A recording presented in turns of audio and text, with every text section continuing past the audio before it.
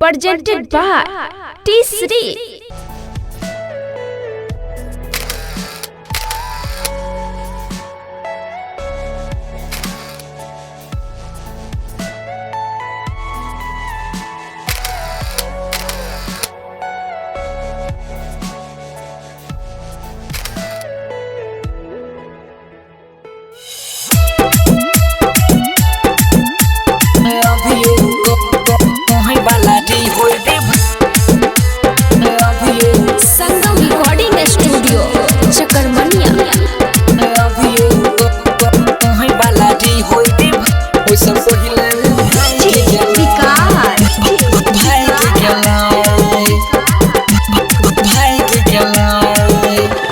बड़ी जतन से उछौड़ी फसली उहो कहीं लाग गेला। बड़ी जतन से उछौड़ी फसली उहो कहीं लाग गेला। अभी कहीं वाला दी होई रे भाई उससे पहले वो भाग गेला। अभी कहीं वाला दी होई रे भाई उससे पहले वो भाग गेला। बड़ी जतन से उछौड़ी फसली उहो कहीं लाग गेला। अभी कहीं वाला दी होई रे भाई उससे पहले वो भाग गेला। अभी कहीं वाला दी होई रे भाई उससे पहले वो भाग गेला।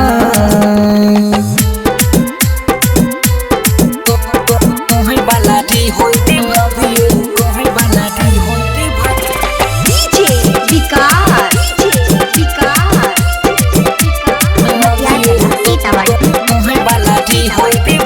उससे पहले भाग गेला। भाग गेला। सिंगिंग बाय सागर सुमन। ओकरे याद में हरदम कानोई छी बह छै अखिया से लो। हमरा आइले कल अपन तै रखने दी होई सब।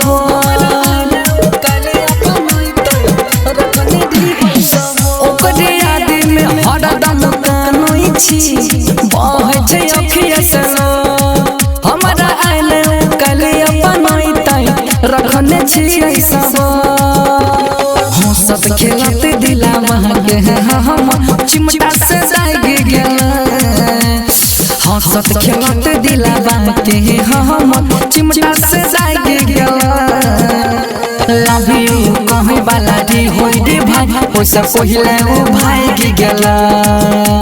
लव यू कहीं वाला दी होई रे भाई उससे पहले वो भाग गेला।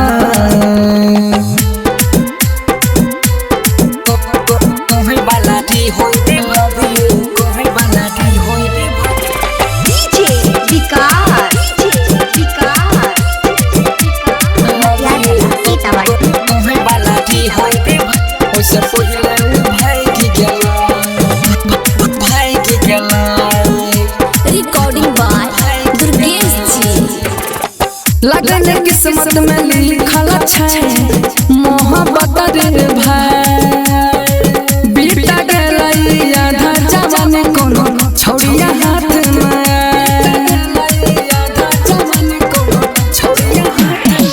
लगन किस्मत में लिखल छै मोहब्बत रे भाई। बीता गेलै आधा जवानी कोनो छौड़िया हाथ में। कहै छै छुरा सरंजित रंधीर किस्मत जाग गेला। कहै छै सागर सुमन संगम किस्मत जाग गेला। लव यू कहै वाला दी होई रे भाई उससे पहले वो भाग गेला। लव यू कहै वाला दी होई रे भाई उससे पहले वो भाग गेला। संगम रिकॉर्डिंग स्टूडियो चकरमनिया।